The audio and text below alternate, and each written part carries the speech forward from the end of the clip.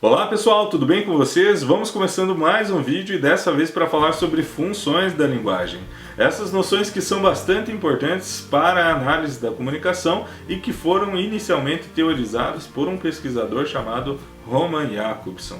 Mas para a gente falar sobre funções da linguagem, nós temos que falar antes de elementos da comunicação.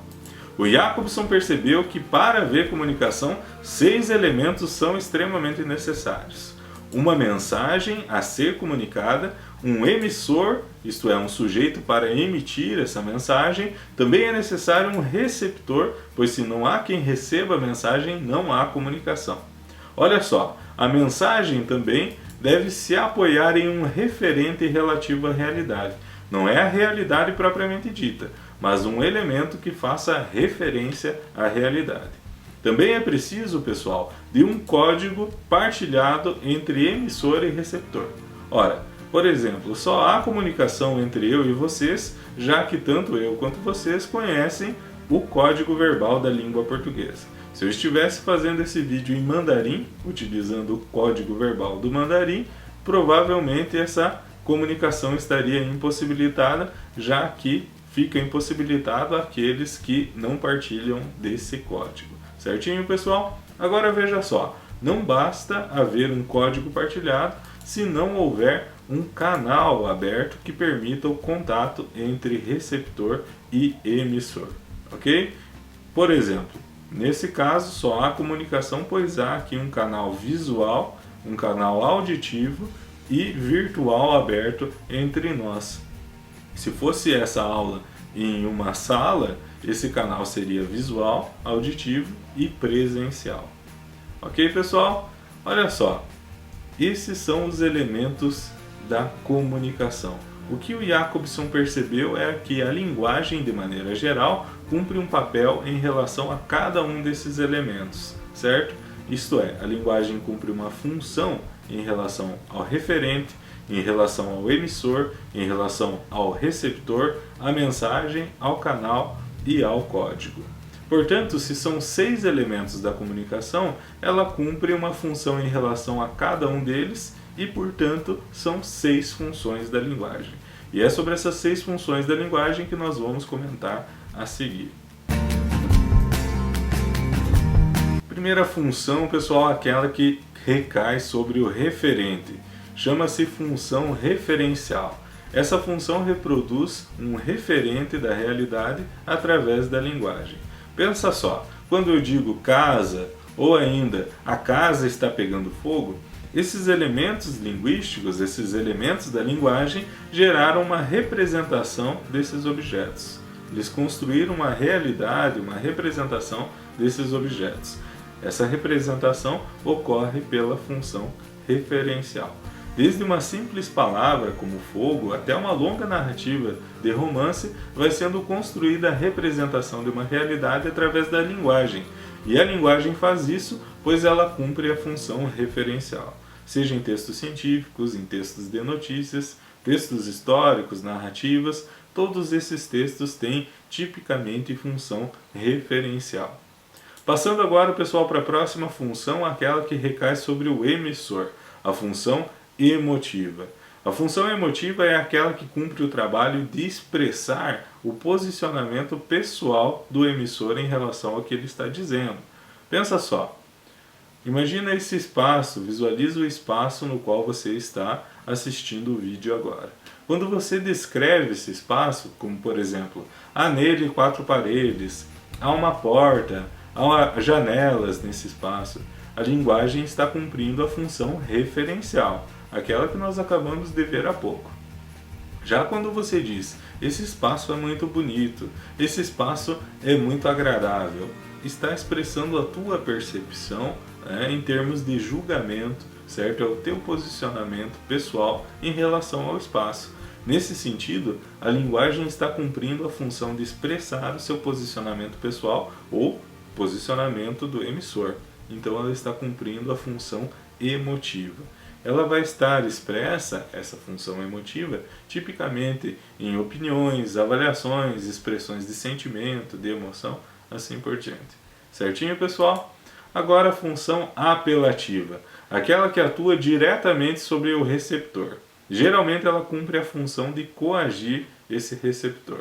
Algo típico dos verbos imperativos, certo? Dos verbos imperativos e que são recursos muito utilizados nos textos publicitários, como os clássicos exemplos de compre batom, beba Coca-Cola. Essas expressões têm a função de atingir com maior força o receptor da mensagem. A gente pode ver isso também na imagem aqui ao lado de uma campanha de alistamento do estado de São Paulo, certo? O texto dá uma ênfase muito grande ao você, que é o receptor da mensagem, dirigindo-se a esse receptor, bem como a imagem também é extremamente apelativa, tem a função apelativa, já que o dedo do homem representado na figura aponta diretamente para o receptor da mensagem. Certinho, pessoal? Passando agora à terceira função, a função poética, que é aquela que recai sobre a própria mensagem. A função poética se caracteriza por utilizar a linguagem para modificar o sentido típico da mensagem. Por exemplo, as palavras água e pedra têm um significado, têm um sentido típico, um significado referencial. Agora, quando você diz água mole e pedra dura, tanto bate até que fura, já não é mais de água que se está falando, mas se está falando sobre a insistência. Então você utilizou a linguagem para modificar o sentido típico dos elementos água e pedra, isso é função poética. De modo que a função poética é característica não só dos textos poéticos, dos poemas, por exemplo, mas de todo tipo de texto com expressões figuradas ou metafóricas. Olha só, uma outra coisa bastante interessante é que esse também é um recurso que pode ser empregado com imagens, muito utilizados em anúncio, por exemplo. No caso da imagem aqui ao lado da campanha de preservação ao meio ambiente. Veja só, o sentido típico dos elementos da linguagem, da imagem, seria o lixo, certo? Agora, esse significado típico é modificado e ele ganha uma forma de um animal. Houve aqui uma função poética nessa imagem. Se nós pararmos para pensar, quando nós éramos criança e brincávamos de fazer desenho com as comidas, nossa mãe nos repreendia, nós estávamos usando a função poética, pois nós estávamos reinventando, modificando o sentido típico da comida. Certinho, pessoal? Olha só, agora aquela função da linguagem que cumpre o trabalho de estabelecer, reforçar ou romper com o canal de comunicação chama-se função fática. Então, por exemplo, quando a pessoa atende o telefone e diz alô, ela está se certificando de que o canal de comunicação está aberto. Quando você diz, por exemplo, ei, pss, são elementos para estabelecer o canal de comunicação. Há muitos elementos com função fática. Por exemplo, talvez você já tenha conversado com alguma pessoa, aquele tipo de pessoa que fica te cutucando enquanto você está falando com ela, para que você olhe diretamente nos seus olhos. Esse elemento, esse gesto, tem função fática, já que ele representa o desejo de manter o canal visual. Ok?